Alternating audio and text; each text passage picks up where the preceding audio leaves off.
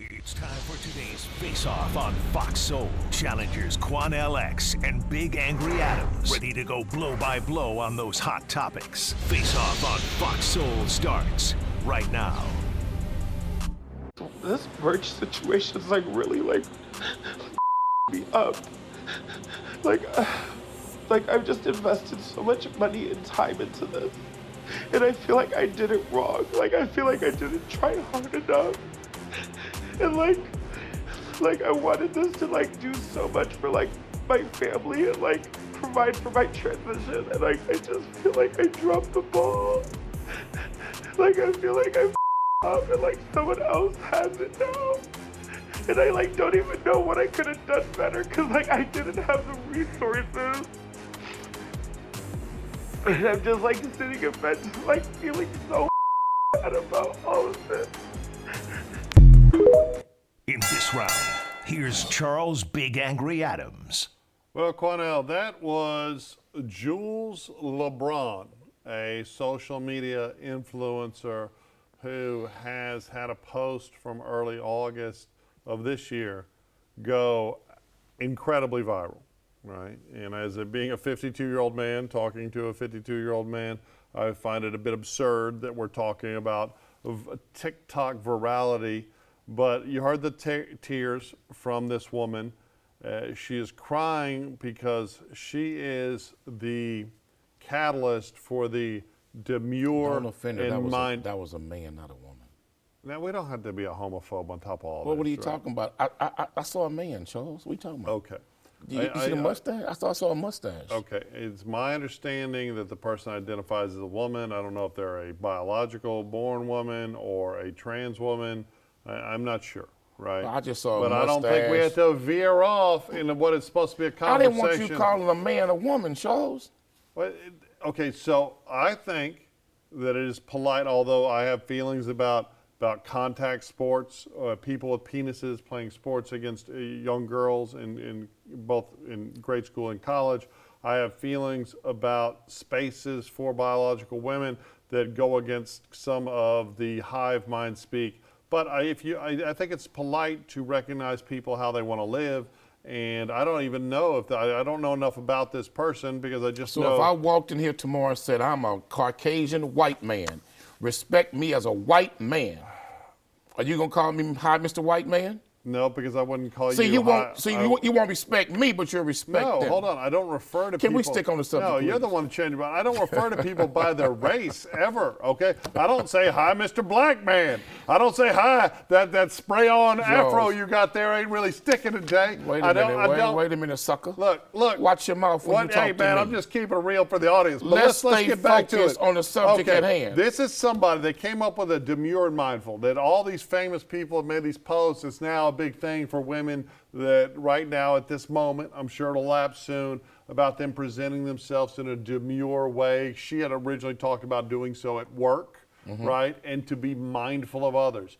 I think it's wonderful. I find demure women to be very attractive. I think people generally should be mindful. I just got back from Japan earlier this week, where everyone seems to be mindful. But this woman she's upset. popularized the word in a social media post. Right. But this woman did not create the word. So if she wants to financially capitalize off of populating the word, making the word popular, but what about the family of the person who founded that word? Should they financially be, benefit from this also? The etymology so she wants some money. Word demure. Okay, but somebody created the word. No, she took two words. Do they financially get paid also? She took two words and she made it a catchphrase, right? Whether it's like ba ba ba ba ba, I'm loving it. People have said ba ba ba ba ba. People have said I'm loving it. But McDonald's paid some ad guys to stick them together and get a catchphrase. She created it. She's upset because there are people that float around just looking to file copyright applications on things to steal stuff from But can you really copyright a catchphrase like that? You most certainly can, and she probably has a common law copyright because she was the one that first started using it together. She's just now going to have to find a lawyer to challenge the copyright application of this guy. To your point, I would agree with you because there are people out there who will copyright your name. Okay, yeah, let's see this original. Matt just told me in my ear that he has the original Demure and Mindful video. Can we see that, Matt? see how I come to work? Very demure. I don't wear too much makeup. I don't come showing up with wing liner and lashes. I do a little hair oil on the wig. I do a little tinted moisturizer. I do a little brow gel. Very considerate, very approachable, very demure. Let's be mindful while we're at work, ladies. This is not a fashion show. Some of you ladies come to work looking like streetwalkers with a low-cut shirt. I come very high-cut, very natural, very approachable, very demure. Let's be mindful and remember to be demure, ladies. Okay. So I don't know if that's a trans man or just a large woman, and I don't care, right? I'm going to refer to it as a she. I did see one comment that said men are always trying to steal from women, and if she has a penis and the person filed a penis, I don't think that's a valid criticism. If she has a penis. I don't know. Did you just watch the same video I watched? Yeah, it could have just been a heavy. Man, that looked like something escaped the zoo. I don't judge people by the way they look. I thought it was something escaped the zoo. Oh my God, sweet God in heaven. Okay, but if she came up with this catchphrase and it's become popularized because of it, people are monetizing it. I come to work Demure. No, right, you don't. What a good lesson. You come to work looking like the guard dog in a house alarm. What a good lesson for young people to have, that you don't go to work with all your business hanging out. You don't go to work acting loud. Who would want to see go to work and do your job? That woman's business hanging out? Did you see that woman? Who want to look at that? Hey, Quanell, there are different strokes for different folks, man. I thought that was a horror flick, man. There are people that like the thickness. Dude. In fact, I thought that they had finally found Bigfoot. In the I thought they had finally discovered the whereabouts of Bigfoot watching that, man. They're very popular in the African-American community. Who? Thick girls. Not like that. That ain't no thick girl, homie. No. Don't put that on black people. Thick women are beautiful women, yes. Okay. That wasn't no thick woman. Look, man. That looked like something that escaped the Bronx Zoo, and they were looking for it. I am sure there are some Star Wars aficionados that would love them a Jabba the Hutt to get all in a bikini and look all. See, now you're wrong. The only time you look for a woman like that, only time a brother look for a woman like that is when it's tax season. I hope she gets some good. When it's tax season, a brother look for her. Good legal advice. And she challenges the copyright application instead of crying on the TikTok, and then she files her own copyright and makes herself some real good money that she deserves. And if you get all that money, brothers, remember come tax season. Yeah, Quanell, you gonna change your tune? That's what you look for come tax season. You gonna change your tune, Quanell? Everybody can be a big old fat woman doing tax season. Get your whole check. I apologize to all women for my co-host position.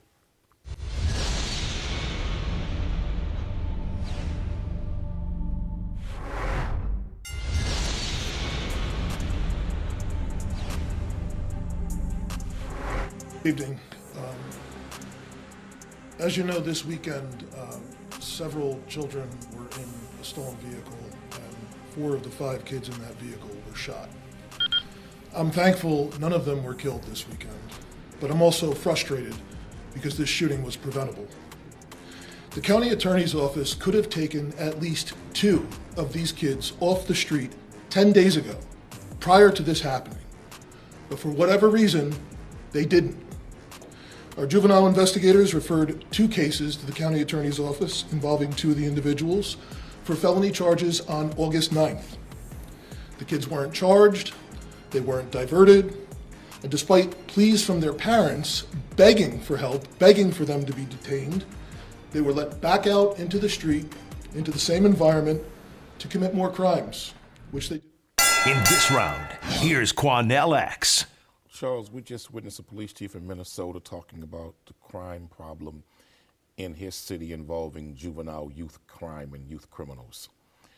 And we have a 12-year-old young child who was placed in juvenile detention because there was nowhere else to place this child, Charles. This is a child with documented extensive mental health problems and mental health history. The state had already determined that the child was incompetent, but because there was nowhere to place this child, they placed him in jail. Listening to the words of the police chief, it's obvious that they have a serious problem with juvenile crime in his city. But I think it says more about the community, about the society, and this nation and this country, where we have an epidemic of 10, 11, and 12-year-old children involved in so much criminal activity in this country. that is a serious call to action, but I do not believe that a 12-year-old child who is suffering from a serious mental health problem and whom the court have deemed he's incompetent to stand trial, be placed in real detention facility with real hardened criminals. The child needs therapy. The child needs a therapeutic environment. And don't tell me we don't have the resources. This story talk about the resources not being there, that the funding is not there to give these children facilities that they need to go to. Well, damn it, we got the money for Ukraine. We got the money to finance wars in Iraq and Afghanistan. Why don't we bring those dollars back home and do something to help save our children? Well, I mean, we're talking about Minnesota. Governor Tim Walz, who is now Kamala Harris's VP running mate, he famously, during the George Floyd protests, told officers to let them have, the protesters have the police station that was burned to the ground. You have the police officer, who I'm not sure is the chief, but he was complaining about the fact that they had arrested kids involved in violent crimes where a bunch of kids were shot, and that the county attorney's office has adopted the prevailing narrative in Minneapolis, which is let's reform policing by not policing. Let's reform policing by not protecting victims, by not protecting our community, by not having consequences. We also have an environment where this kid, this 12-year-old, although being vague about the crime that he allegedly committed, it apparently was an incredibly violent crime, and the mother is saying, keep him locked up, just like the kids described by the police officer, where the parents were saying, keep them locked up. And the liberal county attorney is saying, oh, no, no. And that's this problem with broken liberalism, because I'm no conservative, but broken liberalism is telling poor communities of color, oh, tough, oh, no, we're going to be reformist by abandoning our obligations to you. Jail, a juvenile detention facility, which isn't just like an adult jail, is far better than sending a violent 12-year-old back to a parent that doesn't want them. Right? And these far left judges who are saying, oh, well, you've got a combination of ADHD and depression, so I'm going to call you incompetent, right? It's crazy. It should be very difficult, because the only time you should be found incompetent is if you lack the ability to appreciate between right and wrong. But how do crazy we know that's people not commit the case murder? Here? Because they didn't talk about how extensive the diagnosis was for this young man, but that he had been clinically diagnosed as incompetent. But the thing is, what we've watched in America over the last 4 years, as we've watched this tidal wave of criminal justice reform that isn't reform, it's abandonment, right? And everyone wants to hide behind, oh, well, I'm incompetent, oh, well, I'm this. We talked about this with Tyrese earlier in the week, where people falsify having conditions, right?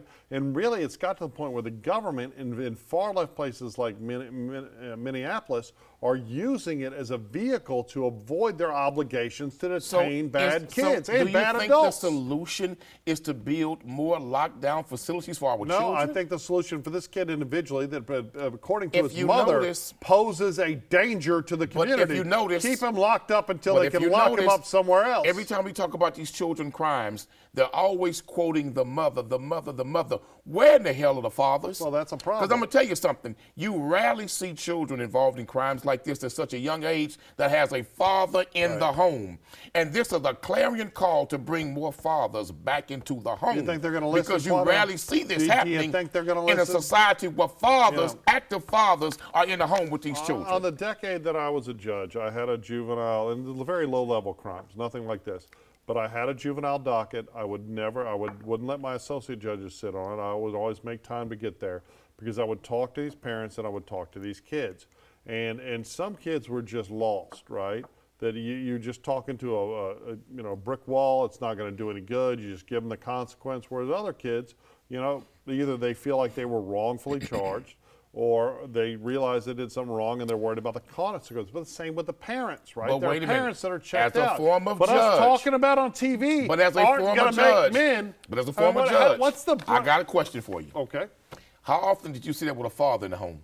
But, I mean, it depends. You'd see How it. often was it? But you'd have fathers that were only there because they were forced to But be there by a how often subpoena. did you see an active father where the child is home with his father in your courtroom? I don't disagree. That And that's why we got to household dispel is the this best lying thing. myth in America that we don't need fathers in the homes anymore. Okay. We need fathers helping to raise these children in these homes. And I firmly believe if we had more active fathers in the home with these young boys, these crimes would not take place. Conspiracy to lock fathers out. It's fathers. Unfortunately, in America, there is a conspiracy to keep fathers out of the home. Fathers are knocking up women and walking away.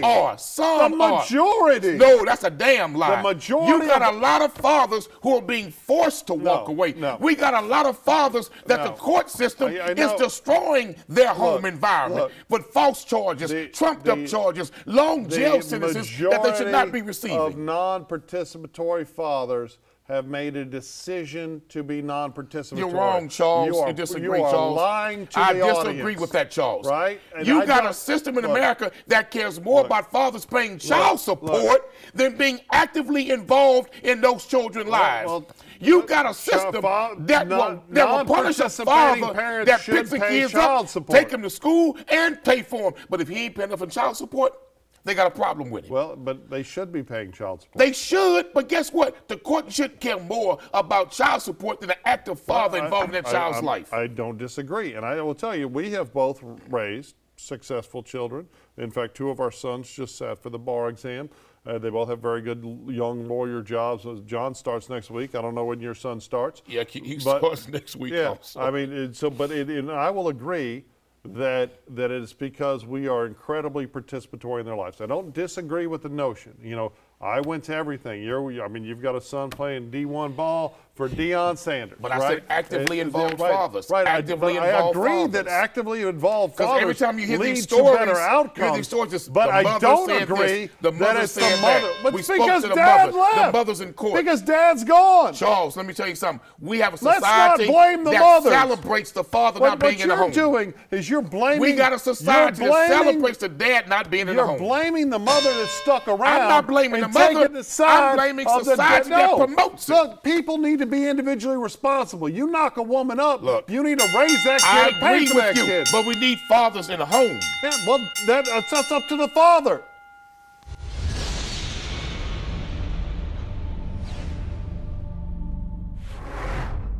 In today's Face-Off, Up.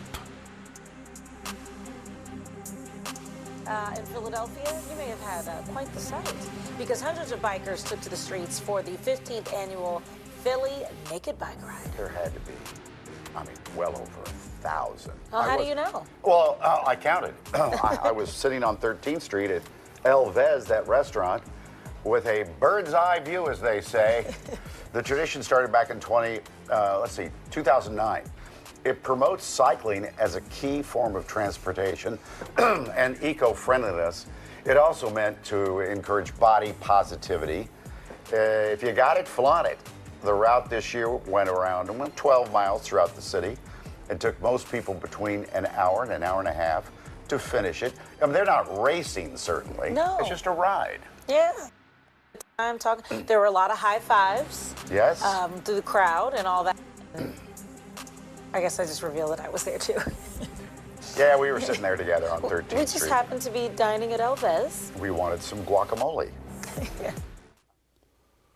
All right, Quanell, our face-off F-up of the week, of the day is I think it's all the hundreds of people that participated in the 15th annual Philly Naked Bike Ride. It does not promote body positivity.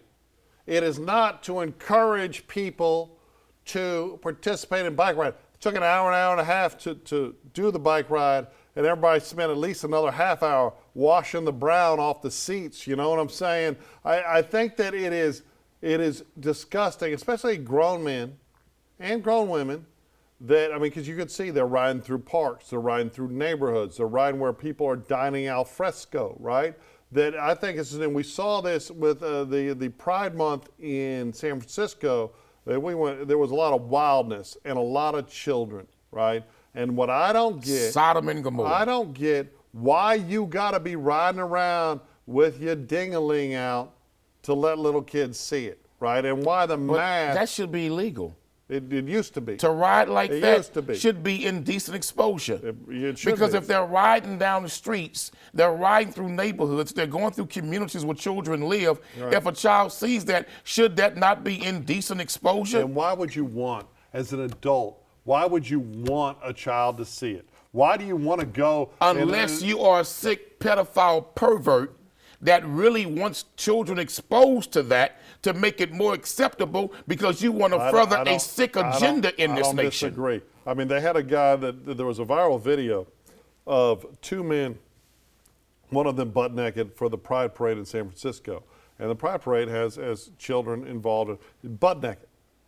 And every time a child would come near him, he was going crazy and waving his little stuff to get their attention. And this guy stood across the street and filmed him doing that forever and then confronted him on it and said, hey, why is it you were only making an incredible effort to catch people's attention or catch people's eye with your penis out when it's a little child? Now, I think you love to be homophobic. I think America is largely to blame. That's not homophobic. Hold on, let me finish my sentence. I wasn't saying that was something, but you do love to denigrate the LGBT community. That's a lie. Come on. How could you tell such a lie with such a straight Come on, face? Quanell. And You at should the run end for of office. the day, y'all just go watch our videos, y'all. Find us on YouTube or You should Fox, run for Fox office. Soul. But here's the thing. If we did not demonize and criminalize homosexuality for so long, we would have much better leverage to stand up and say, hey, yeah, we're not worried about people being gay, but this is ridiculous. But self-respecting, God-fearing gay people should condemn that type of behavior. Well, but there's also heterosexual because people that's in this. sick. But this, I was talking about the Pride Parade. But There's still, plenty you of don't ride heterosexual- through neighborhoods right. like that Why do you, with as a children. 40, 50-year-old man with your saggy gray ball Men and women. testicles, Men sorry, and TV, women. why would you want to show that to a child? Because you're sick.